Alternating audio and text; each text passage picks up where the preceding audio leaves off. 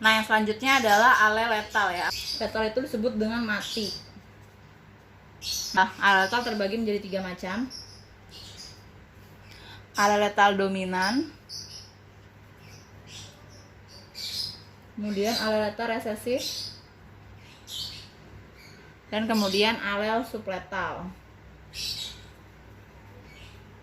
Ketika ada huruf dominan atau gen dominan pada ale letal dominan, maka justru individu tersebut mati. Contohnya pada ayam redep ya. Ayam redep. Nah, misalnya gen induknya, misalnya C besar C kecil dikawinkan dengan C besar C kecil, maka anaknya adalah C besar C besar, C besar C kecil, C kecil C kecil gitu kan ya. Ini rumus ya. Dimana nanti C besar ini justru nanti akan mati.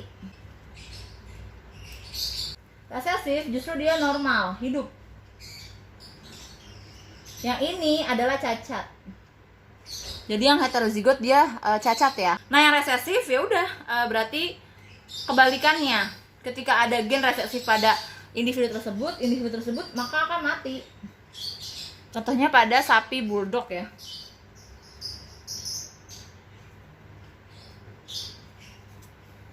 Pada sapi bulldog dikawinkan G besar G kecil dengan G besar G kecil, maka nanti anaknya adalah G besar G besar, G besar G kecil, G kecil G kecil. Ini rumus ya. G besar dia justru hidup normal. Nah, G kecil dia akan mati. Yang G besar G kecil sama ya, dia akan cacat. Nah, seperti itu. Subletal itu adalah contohnya pada thalassemia. Oke.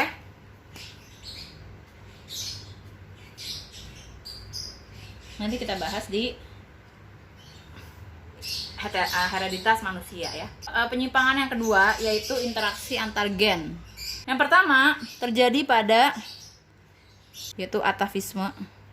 Atavisme saya ingatnya ayam, terjadi pada ayam. Jengger ya, maksudnya jengger ayam. Jadi ketika nanti ada genotip R besar P besar, ketika dua-duanya besar, ketika dua-duanya dominan maka walnut. Ketika R yang dominan, nih R, cara ngafalnya gitu ya. Ketika R yang dominan, nah maka dia rose. Ketika P yang dominan, maka dia adalah P. Ketika dua-duanya resesif, dia single.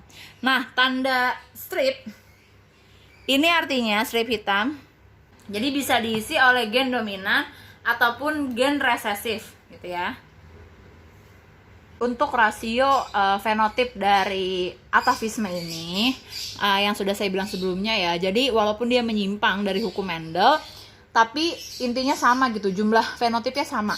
Sama-sama ada 16 sih. Ini adalah 9 yang bersifat walnut, 3 yang bersifat rose, kemudian 3 yang bersifat P, 1 yang bersifat single.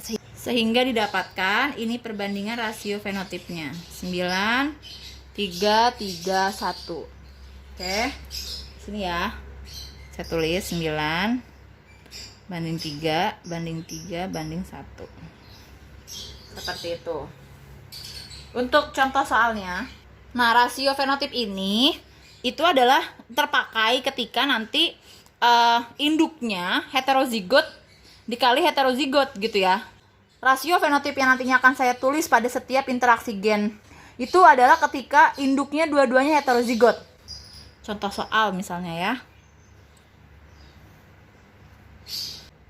Parentalnya adalah genotipnya heterozigot ya. P besar R kecil, P besar P kecil, disilangkan dengan ayam berpial rose.